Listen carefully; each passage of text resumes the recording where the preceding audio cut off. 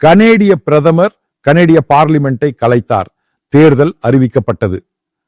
April 28ஆம் தேதி Canada யார் ஆளும் என முடிவு செய்யப்படும். மிக குறுகிய காலமே உள்ளது. சுமார் 1 மாதம் மட்டுமே. எதிர்பாராததும் அல்ல, எதிர்பார்க்கப்பட்டதும் அல்ல. ஆனால் லிபரல் கட்சியுடன் தொடர்புடையவர்கள் சொன்னார்கள், திடீரென ஒரு தேர்தல் நடக்க வாய்ப்புள்ளது என்று. காரணம், அக்டோபரில் தான் அங்கு தேர்தல் நடக்க வேண்டியிருந்தது. இந்த தேர்தலின் மிக முக்கியமான அஜெண்டா என்பது அங்குள்ள எதிர்க்கட்சி தலைவராக இருந்தாலும் அல்லது பிரதமராக இருந்தாலும் ஒரே ஒரு விஷயம்தான். கனடா மந்த நிலைக்குள் செல்லுமா இல்லையா, ட்ரம்பை எப்படி எதிர்கொள்வது என்பதுதான். அதை அடிப்படையாக கொண்டுதான் கேள்விகள் எழுகின்றன.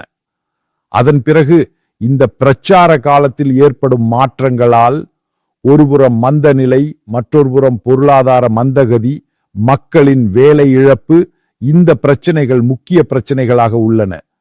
பிறகு அங்குள்ள குடியேற்ற கொள்கை, குறிப்பாக கனடா மற்றொரு பிரிட்டனாக மாறிக்கொண்டிருக்கிறது என்ற எண்ணம் அங்குள்ள மக்களிடையே உள்ளது. இந்த சூழலில் ட்ரம்புக்கு முக்கியத்துவம் உள்ளது. காரணம், அமெரிக்க கொள்கை அமெரிக்காவுடன் ஒத்துப்போக வேண்டும். 51வது மாநிலமாக ஆக வேண்டுமா வேண்டாமா என்பதும் தேர்தலில் பெரிய கேள்வியாக உள்ளது. காரணம், அங்குள்ள அரசியல் எதிர்க்கட்சி தலைவர் இப்போது ட்ரம்பை திட்டிக் கொண்டிருந்தாலும் ஒரு விஷயம் தெளிவாக உள்ளது. இந்த தேர்தல் காலத்தில், பிரச்சார காலத்தில் மக்கள் கருத்து ஆய்வு நடைபெறும்.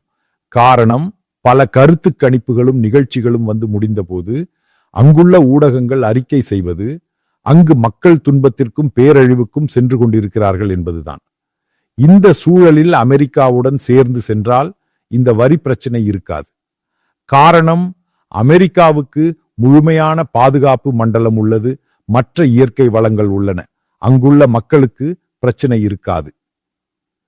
இந்த 2 அரசியல் கட்சிகள், அதாவது எதிர்க்கட்சியாக இருந்தாலும் ஆளும் கட்சியாக இருந்தாலும், அதற்குள் கடுமையான விவாதம் நடக்கும். ட்ரம்பை எதிர்கொள்ளும் போதுதான் எதிர்கொள்ள வேண்டும் என்பது முறை. இந்தியாவில் உள்ள பிரச்சாரம் அவர்கள் தொடங்கும் பொழுது அது 2 அரசியல் கட்சிகள் காரணம், இருவருக்கும் அமெரிக்காவுடன் செல்ல ஆர்வம் உள்ளது. ஆனால் மக்கள்தான் இறுதியில் முடிவு செய்கிறார்கள். காரணம், அதற்கு ஏற்ற ஒரு வாய்ப்பாகவே இந்த தேர்தலை பல தேர்தல் ஜனநாயக நிபுணர்கள் சுட்டிக்காட்டுகிறார்கள். ட்ரம்புடன் அமெரிக்காவுடன் செல்ல வேண்டுமா வேண்டாமா? காரணம், பலவிதமான தாக்கங்கள் கனடாவில் ஏற்பட போகிறது.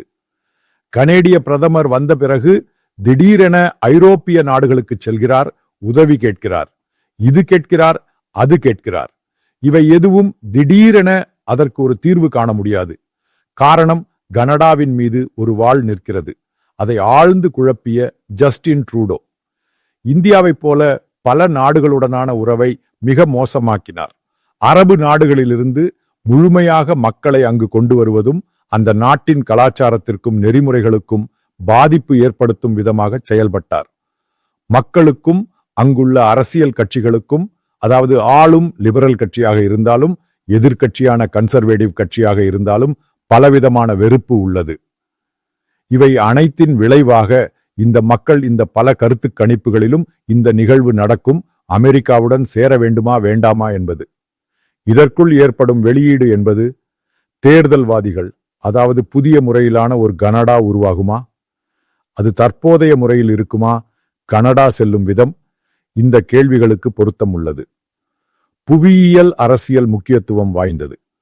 ஐரோப்பிய நாடுகளால் எவ்வளவு தூரம் கனடாவுக்கு உதவ முடியும் என்பது கேள்விக்குறியாக உள்ளது. அங்கு இந்திய சமூகம் என்றால் மிகவும் உறுதியானது.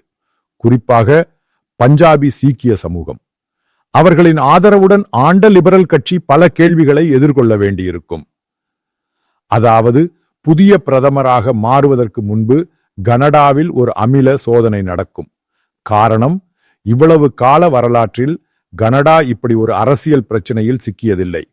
அந்த மாநிலத்தின் நிதி நிலைமைகள் அனைத்தையும் எதிர்கொள்ளப் போகிறது. அந்த நேரத்தில் தேர்தலும் வந்துவிட்டால் எந்த விதமாக அமெரிக்கா பதிலளிக்கும், அது முக்கியமானதாக இருக்கும். காரணம், கனேடியர்களில் பெரும்பானோருக்கு அமெரிக்காவுடன் தொடர்பு உள்ளது. அவர்களுக்கு அருகில் உள்ள மாநிலம் அது. அமெரிக்கர்களால் கனடியர்களை பல வழிகளில் பாதிக்க முடியும்.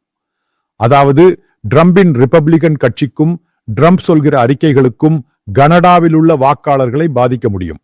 காரணம், கனேடிய செய்தித்தாள்கள் சொல்வது சரியானதல்ல. கனேடிய செய்தித்தாள்கள் பெரும்பாலும் லிபரல் சிந்தனையுடையவை. காரணம், இங்குள்ள லிபரல் கட்சியுடன் தொடர்புடையவர்கள்தான். அங்குள்ள மக்களுக்கு பிரச்சனை உள்ளது.